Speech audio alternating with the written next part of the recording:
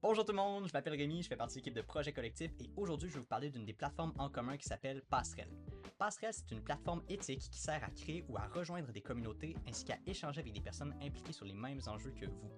Dans cette vidéo d'introduction, on va voir comment accéder à Passerelle et y naviguer et comment adhérer à des communautés. Alors, on se lance! Peu importe où on est sur En commun, on peut toujours accéder à Passerelle via notre menu global. On voit ici qu'on peut accéder à nos communautés, à nos discussions, et lorsqu'on clique sur Passerelle, on arrive sur Se connecter. Et oui, se connecter. Certaines plateformes vous permettent d'accéder à du contenu sans avoir de compte. Praxis en est un exemple. Mais pour envoyer des messages et adhérer à des communautés sur Passerelle, il faut avoir un compte. Donc, si ce n'est pas déjà fait, créez un compte en commun ou connectez-vous. Me voici donc maintenant connecté avec mon compte en commun et je peux dès alors accéder à Passerelle. Par défaut, on arrive sur notre fil d'actualité global qui permet de voir toutes les dernières activités dans nos communautés. Et là, c'est le moment où on se demande, c'est quoi une communauté? Les communautés sont des espaces d'échange publics ou privés qui rassemblent des membres autour d'un thème, d'un enjeu, d'un projet ou d'une communauté de pratique, par exemple. On peut faire partie d'autant de communautés qu'on le souhaite. On accède aux communautés passerelles en cliquant sur toutes les communautés. On voit les communautés desquelles on est membre, si elles sont publiques ou privées, et si elles sont liées à une organisation. Le petit œil, quant à lui, indique une communauté non répertoriée, donc invisible pour les personnes qui n'en sont pas membres. Vous pouvez utiliser la recherche, les tris et les filtres pour trouver une communauté.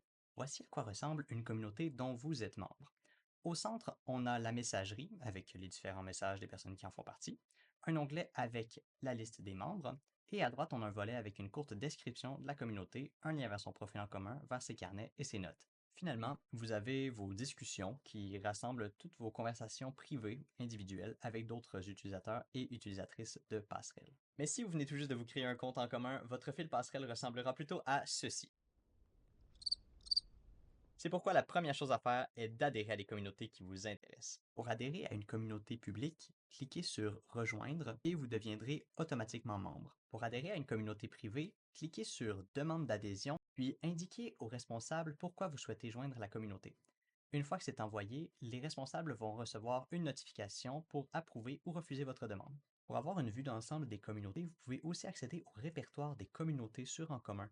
Lorsque vous cliquez sur une communauté, vous atterrissez directement sur son profil en commun, ce qui vous permet de voir en un coup d'œil sa description, ses membres, ses carnets et ses notes. Car rappelons-le, Passerelle est lié à Praxis. Ça veut dire qu'une communauté Passerelle peut créer des notes et des carnets dans Praxis. Excusez, ça va un petit peu vite pour moi. Là, on était sur Passerelle dans des communautés, puis là, on est sur Praxis avec des carnets, des notes.